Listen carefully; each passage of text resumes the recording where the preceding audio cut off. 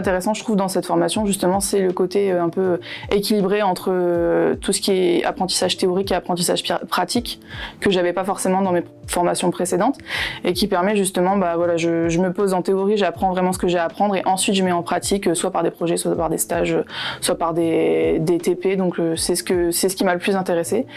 Et oui, bien évidemment, tout ce que j'ai appris, en tout cas la majorité de ce que j'ai appris en MMI, même avant d'aller spécialiser, ça m'a forcément servi parce que c'est quelque chose de très global.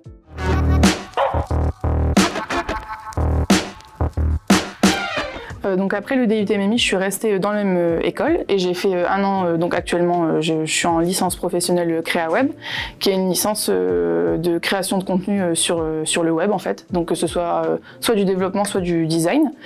Et l'idée c'était, comme j'étais un peu plus en profil com avant, j'ai essayé de faire une formation plus orientée web pour pouvoir un peu avoir cette double casquette et être le plus polyvalente possible après pour une recherche d'emploi. Donc soit rester justement dans un poste très polyvalent ou alors prendre le temps pour moi de me spécialiser personnellement en graphisme pour pouvoir après basculer sur un poste plus spécialisé. Mais en tout cas pour l'instant c'est plus la polyvalence qui m'intéresse.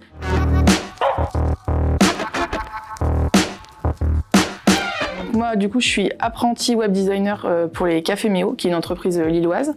Et je m'occupe de tout ce qui est création de contenu sur le site internet, donc que ce soit du visuel ou du rédactionnel.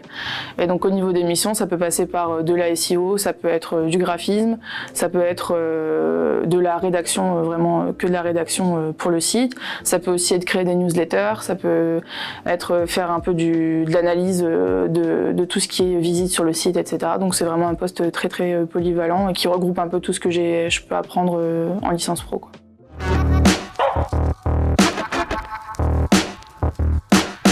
Alors moi je conseille souvent de ne pas se fermer des portes soi-même, c'est-à-dire que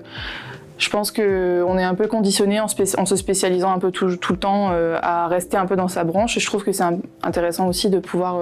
s'ouvrir à d'autres pratiques ou d'autres choses qu'on connaît pas trop et voir après si ça nous plaît ou pas. Je pense que c'est comme ça, en sachant ce qu'on veut pas faire, c'est comme ça qu'on trouve en fait ce qu'on a envie de faire. Et